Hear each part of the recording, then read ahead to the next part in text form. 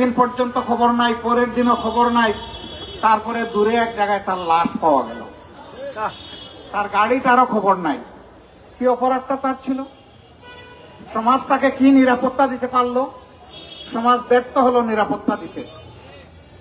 দেশে যখন কোনো সরকার থাকবে তখন সরকারের দায়িত্ব হচ্ছে তার জনগণের তিনটা জিনিসের নিরাপত্তা নিশ্চিত করা। একটা তার জীবন, দ্বিতীয়টা তার সম্পদ, তৃতীয়টা তার ইজ্জত।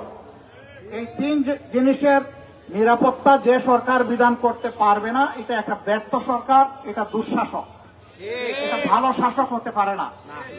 আমাদের দেশে শাসকরা কি করে? ক্ষমতায় যাওয়ার আগে বাপ ডাকে হাতে ধরে পায়ে ধরে এমন ভাবে অভিনয় করে যেন মনে হয় যে একেবারে মায়ের পেটের সহোদর ভাই। কিন্তু যেই ক্ষমতায় গেল আর চিনে না, জনগণকে ভুলে যায়। আবার 5 বছর পরে এসে হয়তো মাথায় টুপি দিবে, জিতা মানুষের কবর জিয়ারত শুরু করে দিবে। একবারে ক্যান্ডিডেট গিয়ে বলছে, ভাই তোমার সাথে পরে কথা বলবো, আগে তোমার আব্বাজানের কবরটা জিয়ারত করে আসি। ওই লোক বলতেছে, আমার আব্বাজান তো এখনো জীবিত। ওই তাইলে বোধহয় আমি ভুল শুনেছি। মানে সব গুল্লার উপর দিয়ে মেরে দিচ্ছে, গুল্লাছুট। আমাদের এই গুল্লাছুটের রাজনীতি থেকে এই দেশকে আমরা বের করে আনতে চাই। রাজনীতিবিদরা মুখে যে কথা বলবেন, বাস্তবে ময়দানে সেইটা তারা বাস্তবায়ন করবেন। 53 বছর পর্যায়ক্রমে অনেকেই দেশ শাসন করেছেন। আমরা একসময় একটা সরকারের একেবারে ক্ষুদ্রভাগে অবস্থান করেছিলাম। আমাদের সময় সব কাজ ভালো হয়েছে আমি এটা বলবো না, আবার সব কাজ মন্দ হয়েছে এটাও আমি বলবো না। তবে সেই সময় আমাদের কিছু সুখ্যাতি হয় নাই, কুখ্যাতি হয়েছিল। পরপর 4 বার বাংলাদেশ একটা বাজে কাজে 1 নাম্বার হয়েছিল, চ্যাম্পিয়ন হয়েছিল। আমি ওই নামটা নিতেও আমার লজ্জা করে। কিন্তু আপনারা সাক্ষী, আল্লাহর মেহেরবানি, জামাতে ইসলামীর 2 জন শীর্ষ দায়িত্বশীল আমির মৌলানা মতিউর রহমান নিজামী, সেক্রেটারি জনাব আলী আহসান মোহাম্মদ মুজাহিদ, তারাও মন্ত্রী ছিলেন। 2 জন মানুষ 3টা মন্ত্রণালয় পরিচালনা করেছেন। আমির সাহেব করেছেন শিল্প এবং কৃষি, আর যিনি সেক্রেটারি জেনারেল ছিলেন তিনি করেছেন সমাজ কল্যাণ মন্ত্রণালয়। তাদেরকে মিথ্যা অভিযোগে ফাঁসি দেওয়া হয়েছে, আজে বাজে বহু অভিযোগ তাদের বিরুদ্ধে আনা হয়েছে। কিন্তু তাদের দায়িত্ব পালনকালীন সময়ে 1 টাকার দুর্নীতির অভিযোগতে কেউ তাদের বিরুদ্ধে আনতে পারে না। কেন? তারা আল্লাহকে ভয় করতেন, তারা বিশ্বাস করতেন এই দায়িত্ব ছেলেখেলা নয়, এটা আগুনের মধ্যে, হাতের মধ্যে আগুন ধারণ করার বিষয়। হ্যাঁ, এই আগুন আমার জন্য জান্নাতে নেওয়ার কারণ হতে পারে, আবার জাহান্নামে টানার কারণ হতে পারে। যদি আমি জনগণের আমানতের খেয়ানত করি, আমার ঠিকানা জাহান্নাম। আর যদি আমি জনগণের আমানতের সংরক্ষণ করি, আমি আশা করি আমার আল্লাহ আমাকে দিবে জান্নাত। এই আশা নিয়ে তারা তাদের দায়িত্ব পালন করেছেন। এটা থেকে প্রমাণিত হলো যে আল্লাহকে ডরানেওয়ালা মানুষ যখন সমাজের কোনো দায়িত্বে যায়, তখন জনগণ সেখানে নিরাপত্তা পায়, তার হক ফিরে পায়। আমরা বাংলাদেশকে সেই রকমই একটি দায়িত্বশীল রাষ্ট্র হিসাবে আমরা গড়তে চাই, যেই রাষ্ট্র হবে দুঃশাসন, দুর্নীতিমুক্ত, যেই রাষ্ট্রে কোনো ধরনের বৈষম্য থাকবে না, যেই রাষ্ট্রে মা বোন ভাই সবাই মিলে ঘরে চলাচলে এবং কর্মক্ষেত্রে সব জায়গায় তারা থাকবেন নিরাপদ। যেই রাষ্ট্রের তরুণ যুবকেরা লেখাপড়া শেষ করার পরে সার্টিফিকেটের বান্ডিল বগলে নিয়ে এই দপ্তর থেকে ওই দপ্তরে চাকরির জন্য হন্যে হয়ে ঘুরাবে না, বরঞ্চ সার্টিফিকেট তার হাতে আসবে, তার সাথে একটা কাজও তার হাতে চলে আসবে। আমরা সেই শিক্ষা ব্যবস্থাটাও গড়ে তুলতে চাই। আর শিক্ষা জাতির মেরুদণ্ড। সুশিক্ষা যদি একটা জাতিকে দেওয়া হয়, সকল ক্ষেত্রে ভালো মানুষ তৈরি হবে। ভালো মানুষ যদি তৈরি হয়, ভালো জাতি আমরা গঠন করতে পারবো ইনশাআল্লাহ। আমরা এই ক্ষেত্রে কোরআনের ভিত্তিতে আপনাদেরকে দাওয়াত দিচ্ছি, আসুন সেই ভালো দেশ, সমাজ, জাতি গঠনের জন্য জামাতে ইসলামী যে উদ্যোগ নিয়েছে, আপনারাও শরিক হন। একটা চাঁদাবাজ, দখলদার মুক্ত, দুর্নীতি দুঃশাসন মুক্ত, লুটেরা এবং ঘুষ মুক্ত, সুবিচারের, ন্যায় বিচারের একটা বাংলাদেশ গড়ার জন্য আমরা এগিয়ে যাই। আপনারা সবাই সহযোগিতা করলেই সেটা সম্ভব, সহযোগিতা না করলে এটা সম্ভব হবে না। আর যদি দুর্গতি এবং দুঃশাসন সমাজে থাকে, আপনিও ক্ষতিগ্রস্ত হবেন, আমিও ক্ষতিগ্রস্ত হব। এটার হাত থেকে কেউ আমরা রেহাই পাবো না। আমরা আর দুর্নীতির কালো গর্তে পড়তে চাই না। আমরা এখন দেশকে নিয়ে সামনের দিকে আলোর দিকে আগাতে চাই। সেই আলো হোক কোরআনের ভিত্তিতে, আল্লাহ তাআলার খৌফ এবং ভালোবাসার ভিত্তিতে।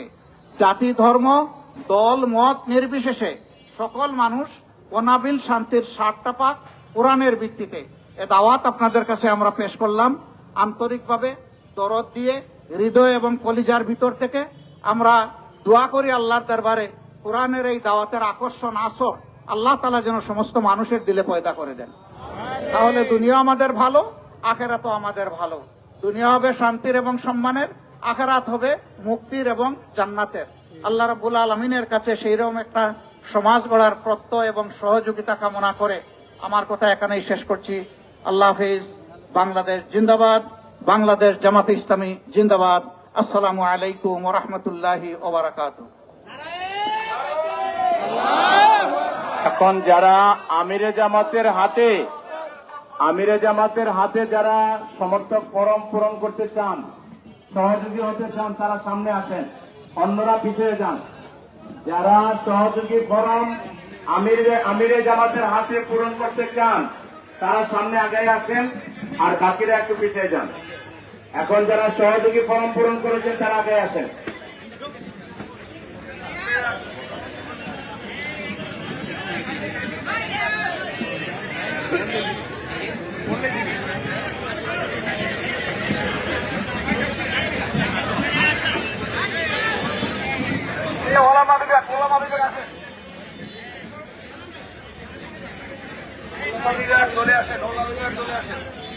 দর্শক দেখতে পাচ্ছেন ভিডিওর মাধ্যমেও কিন্তু জামাত আমিরের হাতে কিন্তু জামাতের রাজনীতি, জামাত ইসলামীতে কিন্তু যোগদান করছে জনতা। আপনারা দেখতে পাচ্ছেন সরাসরি যুক্ত করছি রাজধানীর কাফরুল এলাকা থেকে, দেখানোর চেষ্টা করছিলাম এখানের সর্বশেষ পরিস্থিতি।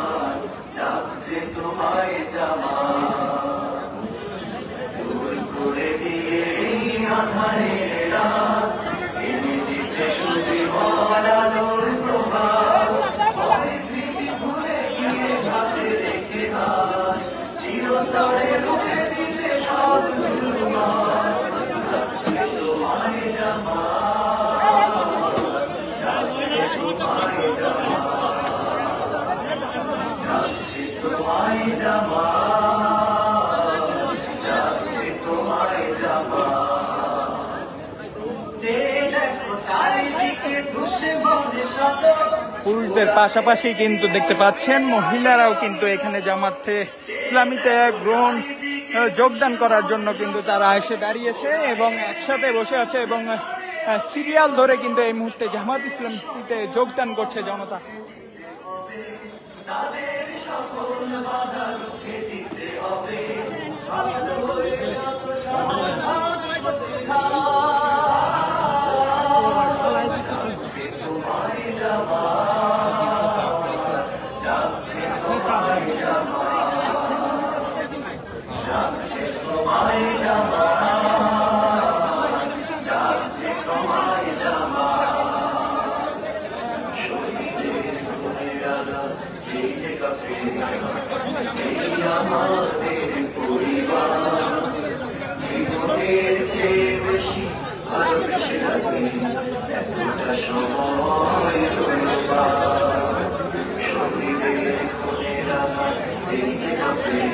মানিক ভাই, মানিক ভাই, মিথুন